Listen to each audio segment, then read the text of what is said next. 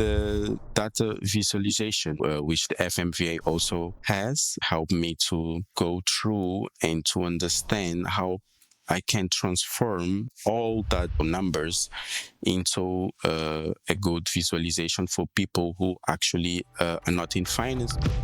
Hi, everyone, and welcome to another episode of CFI Member Spotlight, the series where we shine our light on the unique career paths and lived experiences of our global learner community. I'm your host, Meeyeon, and you have likely seen and heard me here many times before. And today I'm joined by Milerde, a seasoned banking professional with over 15 years of experience, all the way from frontline to investment banking roles. Milerde, I'm thrilled to have you here today. Thank you for joining us. Thank you, Meeyeon. It's a pleasure from my side. Thank you. Where are you joining us from? Actually, Maputo, Mozambique. I don't know if you've ever heard about it, but it's Southern Africa. So this is the first time I'm interviewing someone from Mozambique, so I'm super excited. There's Okay. all of Nice. these kind of conversations I treat as the most accessible coffee chat. And if it weren't for like all of the kind of like normalization of podcasts and these types of conversations, it would be Yeah. incredibly difficult for me to speak with someone from Mozambique. So I'm so glad you're here today.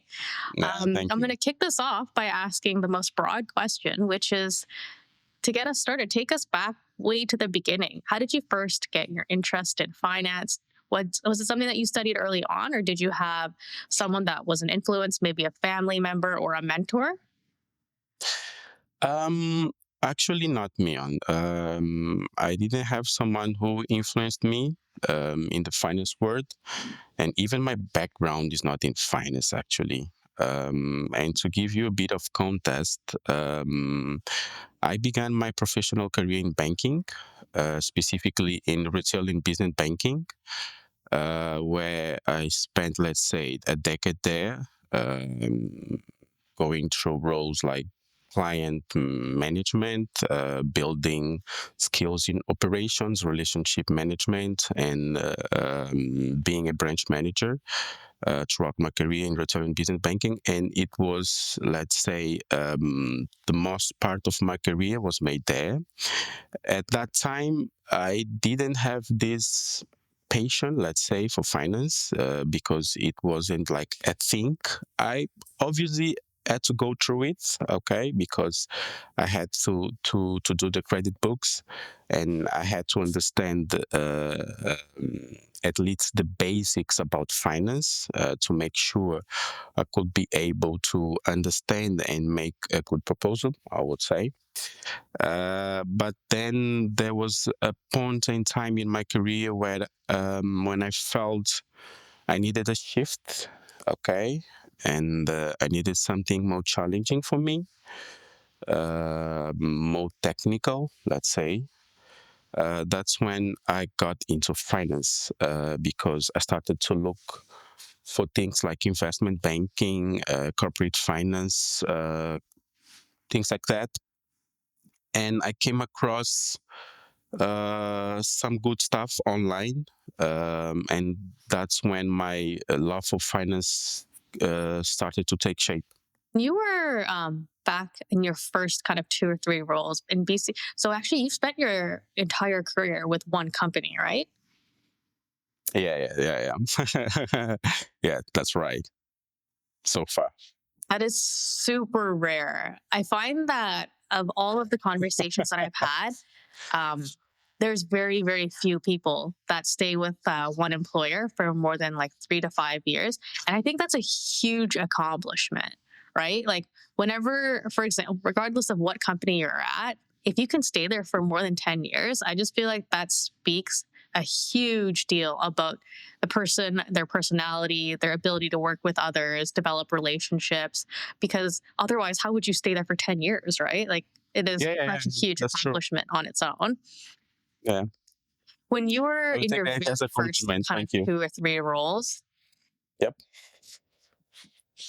when you were in your first kind of two or three roles, what do you, in the first, let's say, like, 4 years, what do you Yep. think those early years taught you the most? because the role that you're in today is very different from the ones that where you started. And I'm really curious where you did, like in the early chapter of your career, where you feel like you learned what you feel like you learned the most, and what type of skills you developed there. Actually, building the client relationship is seems easy, but it isn't. It takes a lot of resilience, and to build trust with a customer is difficult. So I think the first, let's say, 5 years taught me that how to deal with different types of persons, because when you are in the front line, you deal with diverse, let's say, type of persons, personalities, and at some point it is difficult to understand and to deal with these different type of personalities. So I think the first 5 years taught me that how to deal with different situations, different type of askings, because you do have customers that ask, let's say, things in a manner that you eventually can understand, and others don't, and you have to understand how to deal with this type of situation. So I think the first 5 years was tough, because I was actually very, very young, and I had to build this kind of resilience and understand how to deal with the customers, basically. Yeah, because I guess the way that I can kind of best describe it is when you're dealing with like the retail client or even like the corporate client, you just never know what you're gonna get. Yeah, And that's it. everyone is from such different backgrounds, such different personalities. And when you have to deal with a high volume of people, you see all sorts of, wonderful and like scary and frustrating, stressful situations. Yeah, But it yeah. certainly builds your skill in how to deal with like conflict, how to Yes. be able to communicate really clearly, and how to manage a relationship, even in its most kind of blurry situations. Yes, and you made a very good point. Communication is the key. So when you are not able to communicate in a manner that you both can understand, it is very difficult to build a relationship and to build trust with the customer. So make sure you make your communication very, very clear, so that you can build this relationship. And then after you got some years under your belt of practicing and building up those communication skills, you moved into a relationship management role, right? And then a branch leadership role. What was the Yes. biggest shift for you, going from kind of like an individual contributor role to a people manager role? Yes. The first thing was, I would say, to manage people. It was tough at the beginning, because I actually was still young at the time, and I had a big challenge, because all of the people, yes, I think all of them were older than me, and it was very difficult at first to build trust, because they had to trust in the way I was trying to implement my management skills, and to make sure they can understand what I really wanted from them, because we do have objectives and we have to do it. So I had to had a strategy to make sure they can follow the things that I we had to do, and they can follow my command, and which is not a easy thing to do. Principally when you are younger than them, it is very, very, very difficult. But I managed that, and I started to build up my confidence, and I think that what helped me to manage the team, because I had the confidence that I could handle the situations. And when you build trust with people, I think they easily can follow your command. And that was my strategy at the time. was to build trust with them, to make sure they can trust what I was saying, they can follow my steps, and I think we did quite a very, very, very good job at the time. So I think communication skills, relationship management, and being able to influence in like an appropriate situation and in an effective way is such a huge part of having a successful career in finance. Um, you've worked extensively with a lot of small, medium enterprise customers. When we talk about, and you've already touched on this, talking about building trust, from your perspective, what's the key to building trust in those types of relationships with the small, medium enterprise businesses? I think to be clear enough with them and to be straightforward, I think when you deal with customers, make sure you are very straightforward when you are talking with them and when we are dealing with any type of situation. Independent of the situation, it is a bad or good situation. Be straightforward, be clear enough. Don't try to I would say buy time, because I see sometimes people they don't have the courage to say no. I think no is a very difficult word to say sometimes. So people try to buy time just to avoid the situation to say no. No is part of the process, and you have to make sure you can say no and don't make the customer waste time. So I think when you are straightforward, you can build this relationship and make sure it lasts long enough, and make sure the customer can always count on you, okay, or rely on you. So I think being straightforward is one of the most important things when you're dealing with particularly SMEs. Okay, so then at one point in your career, there's a really big transition. And I think it was in about 2020, you had moved into investment banking, which is a Yep. big career shift. What inspired you to do that? As I said before, at the time, I wanted something more challenging for my career, because I felt that I needed some technical skills and I had to upskills it.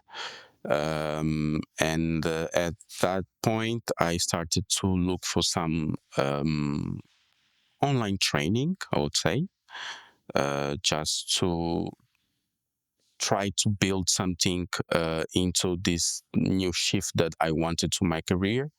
That's when I got across this investment banking thing. And I started to read more about it and try to understand how the market in my country actually is doing regarding the investment banking thing. Uh, is it something I am really into it or not? Is it worth going into it or not? Uh, and then I started looking it inside my company, because I needed to challenge myself at the time.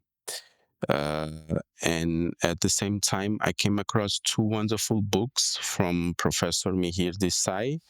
He is from Harvard Business School. He's a professor there. I don't know if you heard about him, but he wrote two interesting books. One is The Wisdom of Finance, which he touched base on the history of finance.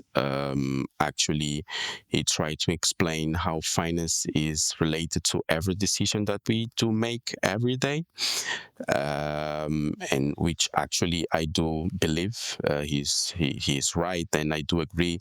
Although we may not be aware of that, but finance is basically related to every decision that we make. Risk management is also there. And there's another book which is How Finance Work. which is a wonderful book as well, which is tries to demystify complex finance subjects like valuations, value creation, uh, our company can leverage. He tried to simplify this type of things. So for those who don't have deals, this kind of skill set in finance can understand this type of things. So those two books also shaped my interest in finance because he explained it in such a way that you think, I mean, finance is simple. Like people in finance try to make scary out of it. Like finance is a big deal, is something very difficult. Actually, it isn't. It isn't. It isn't. Nobody will convince me that finance is difficult. It isn't. And Professor Mihir Desai on those two books just show me that there's a logic you can build behind finance. It's all about logic. Okay, just think logically, and then you can draw a story behind the numbers because it's about storytelling. Finance is about storytelling, in fact. And that's when I started to get impatient or trying to or starting to love finance. Yeah, that's it. I think that's when the true love for finance starting to get in shape. And when you were looking for the role within the same company, did you have any mentors that helped like bridge any connections, or was it more like, oh, you became interested in something, there was an internal job posting, and you just kind of followed your intuition and your passion? Actually, at the time, um, I just said to my management team that I wanted something new, and I had that kind of feeling that I had to go somewhere else to try to shape my career in a different way. And I talked internally with some people, HR people, and they just said to me, I mean, there's this and that opportunity. Okay, just tell me if you're interested in it or not. And actually, I was. So that's when I said, okay, let me try. Actually, I've been looking for this for quite some time now, and I think it will be a good fit for me. And that's when these things started. And at the time, I spoke with the manager of the team, the banking team. I had an interview with him at the time, and it was good. I mean, I did quite well. So that's when I joined the team at the time.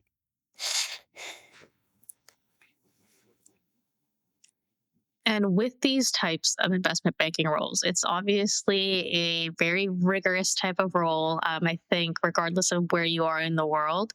And it requires a lot of technical modeling skills from the Excel and general financial modeling side. There's a lot of presentation skills, communication skills, which you've kind of built up along the way, which are perfect. But Yeah. um, how did you go about ramping up to all of the technical skills that you needed to kind of perform on day one? Was the company providing a training program, or was it mainly like your online education pursuits that helped you be most prepared for that investment banking role? Actually, it was my online education path that gave me this type of skills, I would say. And actually, the FMVA was the first one that gave me like hands on this type of financial modeling thing, valuation thing. I think the FMVA gave me the proper toolkit to build the confidence behind the numbers, behind the technical skill that I actually have today. Um, I mean, I have never been in a situation where I had to tackle a financial model and go through and through, go all the tabs, all the schedules. I didn't know anything about that, and when I came across the FMVA, that's when I first had the opportunity to understand.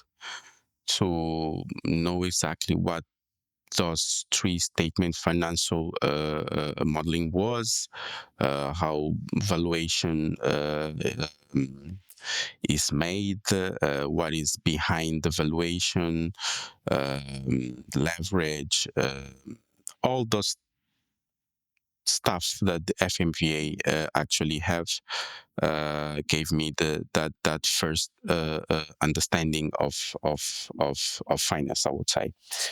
And then the data visualization as well, which the FMVA also has, helped me to go through and to understand how I can transform all that Excel things or numbers into a good visualization for people who actually are not in finance. Because when you are presenting to the credit committee, let's say, there's people there who has no background in finance, so you have to make sure your communication is clear enough for those who don't have this background in finance. So make sure they can understand what you are trying to communicate. And I think the FMVA gave me this toolkit to do that. And then I advanced for the FMA, which is the Advanced Financial Model from the FMI, which was another good certification that gave me a very good, I would say, a very good toolkit as well for what I'm doing today in my role. Because that's a broad range of community, a lot of people there who are in finance as well, who help each other with hints. So it's a community that gives you a lot of confidence behind, I would say, technical skill in finance. So it also helped me a lot to do better my job, actually. And in Mozambique, I'm not sure what the landscape is there for investment banking, but do you have a specialty? Like, do you cover a specific industry? And apart from that, do you have a favorite kind of transaction that you find to be the most engaging that you've worked on? Um, I mean, the market is very short. You don't have a lot of deals here, I would say. You do have a specific portfolio in all the banks that have an investment banking division. I think we are all, I would say, looking for the same clients, I would say. And you do have logistics, oil and gas, FEMGA, I would say. A lot of parts, energy. Yeah, that's other industries that are most sound here. And actually, a deal that had I remember that had an kind of impact on my career so far. I think it was in oil and gas industry. It was a big deal with such extensive model.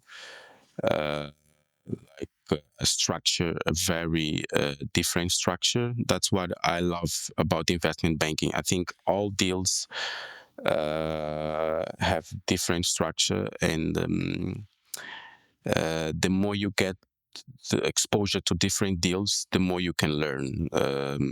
And that's what I love about investment banking. Okay, you can learn a lot of things the more you get exposed to this type of deals. So there was a deal in oil and gas that shaped my career in a way that I could understand, and it took me days and days just to understand the model. So it was tough, but it was rewarding. And so now we're going to switch gears a little bit Yeah. and we're going to get to know Millard, the person, instead of Millard, the professional. We're going to get to the personal side a little bit more just for fun. Okay. And I'm going to do a rapid fire question. So this is Okay. kind of like this or that, not a whole lot of thinking, just for fun. Okay. Are you a morning person or a night person? Morning person, night owl. Night owl. I'm a night person. That usually works out for people in investment banking. Yeah. And Yeah. what is your favorite Excel shortcut that you can't live without? Oh, Control R. Okay. Mine's always been Alt AQ, which I don't actually remember what it's even called anymore, but I think it's advanced filter. So I used to work Okay. in debt capital markets, and so Oh, this okay. like filtering data was like this huge thing, and so I use it over and over and over again. It's still my Okay. favorite. Okay. If you weren't working in finance, what do you think you'd be doing today? Whoa. Playing football. Nice. Wait, are we talking about football as in English football, the Soccer. sport that you play predominantly with your foot, or like American football, soccer? Soccer. Let's say soccer. And I know we've talked on your favorite books, Yes. and we talked about books that were two favorites of yours that were related to finance, but unrelated to finance. Do you have a book, a podcast, or Netflix series or show that you're enjoying lately? I do have a book which is just blow my mind at the time that I read it. It was Factfulness from Hans Rosling, which is a book that I have that basically, book on my Audible list. yes, Factfulness is that book just blow my mind actually. Like, don't believe in everything you see in the news. Is That book is crazy. Mhm. That's crazy. I really love that book. I, and I think I've read it 2 or 3 times. So Is that the one with is that the one where they talk about the difference between what we used to call like third world countries versus what we do yes, today, and how yes, and that also uses examples like hockey players are all born, if you notice, between like January to March, and yes, how it is. that is extremely strategic because most like there's this one type of hockey league at a very young age where you're born kind of um, influences when you can start in that league. That's the book, right? Yeah, it is. It is. Basically, he said there's an agenda, and you have to to to be aware of the agenda that you see on the news, because not everything you see on the news are in fact true. Okay, the the world is in much better place than it was, let's say, a few decades ago, and sometimes people don't understand actually that that is true, and don't sense because what they always see in the news is like Iran attack Israel, there's a bomb in this country, in Africa there's uh, poverty, this type of things, but the world is in a better place than that, and the media just don't show that. And I I actually think, and he has data that shows that. So I think that's Yeah, I actually true. remember reading this book. It was such a long time ago, but it's Yeah, it's a very good book. Yeah. So that book changed the way really, I really good. see things today. Yeah, yeah, yeah, yeah. It changed the way I see things today. Oh, nice. Okay, so for everyone that didn't catch that, that's factfulness. That's a great. Yes, exactly. Yeah, And then I have two final questions for you. yeah. One is kind of work related, and very simple question: what is your favorite part of your current role? Excel. I love Excel. Okay, nice. Like That works out crashing. because you're probably doing Yeah, a lot of it. yeah. Crashing numbers in Excel is fun for me, so I like it. And what do you like to do outside of work to recharge, to re-energize? What's your favorite hobby? Swimming. I do swimming, and it relaxes me a lot, a lot. Now I'm not swimming because it's cold here. It's winter, but when I think September, when the summer comes, I will go back to swim. One last question. If Yeah. your colleagues could use one word to describe you, what do you think it would be? reliable, I think. Oh, nice. That's a good. Yeah, That's yeah. That's nice. yeah, yeah, I think so. And so that wraps up today's episode of CFI Member Spotlight. Milerde, thank you so much for sharing your story with us, from the front lines of banking to strategic investment analysis, and from branch leadership to continued education. Your journey is a reminder to us that growth in finance is never linear, and it's built through persistence, learning, and lots of impact. And to our listeners, if you're a CFI member with a story to tell, I'd actually love to hear from you. So you could reach out to me on CFI Community if you'd like. And until next time, thank you all for tuning in. And thank you, Milerde, for joining us today. Thank you, Meeyeon, for having me. See you soon. Thanks for joining us today. We hope you enjoyed the conversation. FinPod is brought to you by Corporate Finance Institute, the #1 rated online provider of finance and banking training, certifications, and productivity tools.